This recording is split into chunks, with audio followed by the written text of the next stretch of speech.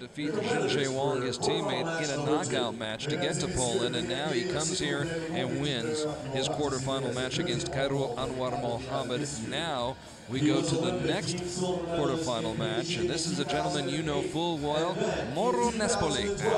The only thing that I can say is Forza Mauro is a friend. It's the first time he is in the final. He makes an impressive season. He shot very good. 13 won matches against 6 lost.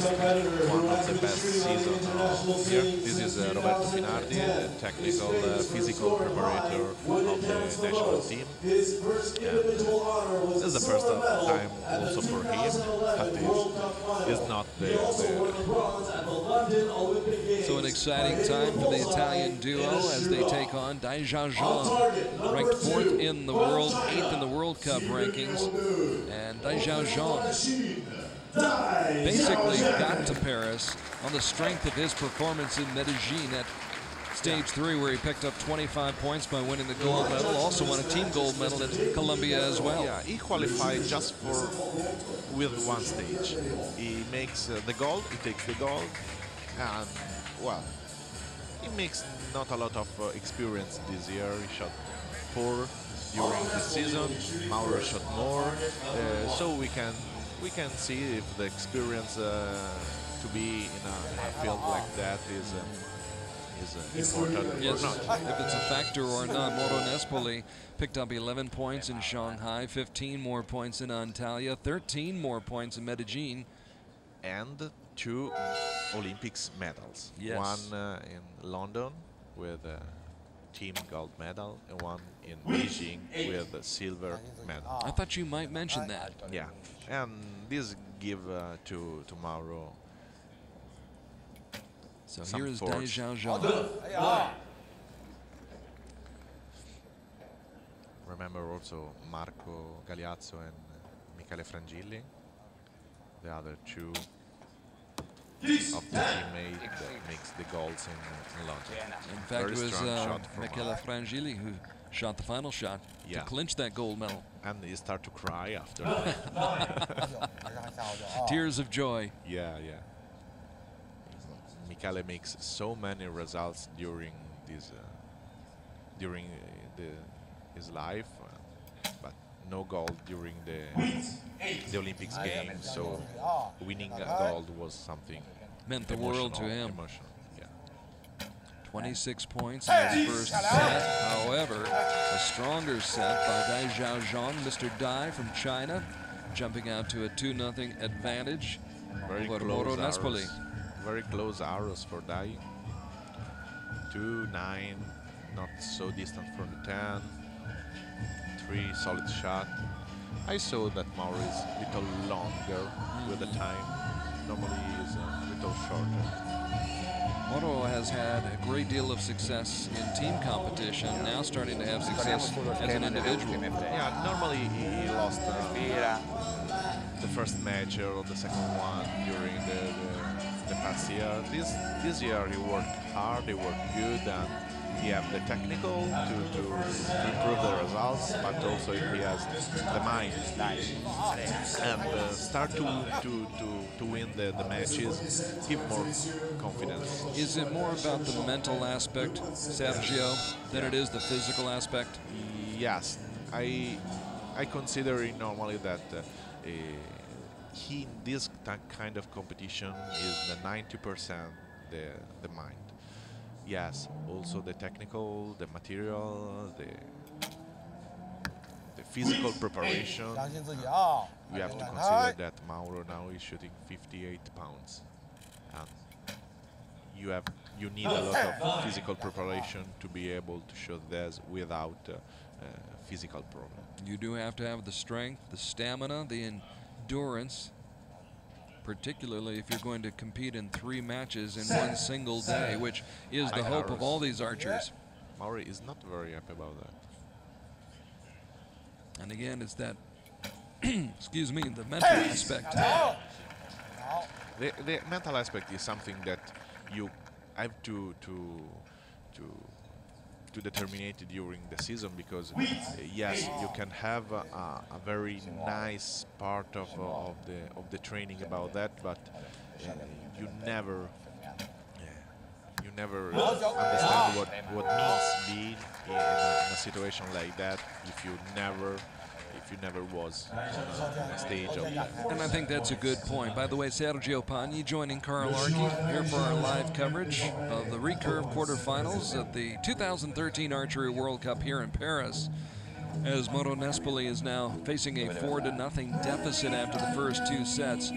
You know, usually archery is somewhat of a solitary sport. You're shooting on fields during the week when there aren't crowds there, not a lot of people, a lot of other archers, but it's very solitary. It's hard to replicate this type of setting because you're not in front of this kind of a crowd very often. Yes, normally yes, but for Mauro now it was something better, because last week we had the Italian Championship, and we had a lot of people looking at you. He won the final against Recurve, but it was not enough, considering that we are in Paris in front of the Tour Eiffel, working and shooting for a World Cup. It is an entirely different setting. And finally, Mauro Nespoli comes through with a bullseye. I see something different in his highs. So Nespoli with a 1-point lead. Dai was very fast to shot, didn't give a lot of time to Mauro to recover.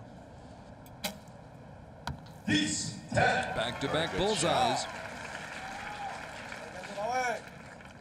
So Mauro Nespoli fighting back. As Mr. Dai fires an 8. An 8 to win the set for Mauro. An 8 to win. And the 8 was enough. And 8 will be enough. Here the mental parts was very important. People say, oh, 4-0, just lost, I have no possibility to come back. Okay, I've lost. If your mind say to you that you have lost, you have just lost. You have not to shoot to demonstrate that you have lost. In this case, Mauro was not in the condition to say to him that I'm here just to look at the Tour Eiffel. It's more than just a vacation. Mauro Nespoli, the great competitor, who, by the way, was named the European Personality of 2012. Yeah. You were aware of that, I'm sure. Well, I don't know. I'm not sure about that. You didn't know that? Yes. Yeah. Yes, he was named the European Personality of 2012. This happened in Roma back in December. He is a very important man in your country. Yeah, I know about... You should treat him with respect. Yeah, for sure. But considering that they won the gold against with Marco and Michele, I don't know which one they chose. They chose one. What did that victory mean in Italy? That had to be such a big boost for archery in your country. Yes, considering that. Well, I live in the archery world. I work in an archery shop. After the winning of these athletes, a lot of young people comes to the shop because they want to shoot with a bow. Also, we have to consider that the archery now lives a very good period. A lot of longevity. Yeah, yes. A lot of films and a lot of fan of the archery just because they see on the TV. So it's very nice moment for us. Now Mauro is not giving a lot of pressure. And now he is feeling pressure. Yes. Now he needs a 10 absolutely to stay alive.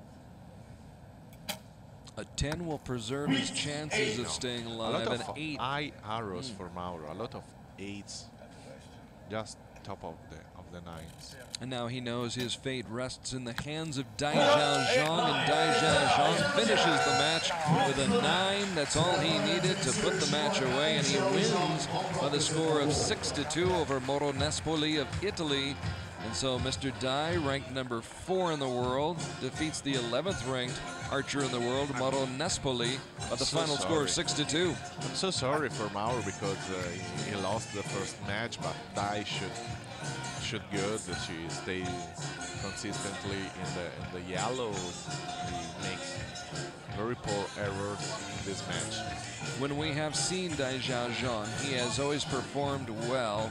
He, of course, upset second seed Kim Bubeman at the Olympics in London last summer, going on to win the bronze medal there. That was his country's first individual men's medal at a Summer Games, and so he's fully capable of scoring well and winning a lot of matches, and he may do a lot of damage here in Paris. Yes, probably we can see something very special from this man. So Dai Xiaoxiang of China, 23 years old, has competed at the World Cup final before. It was 2 years ago in Istanbul, and when he was in Istanbul,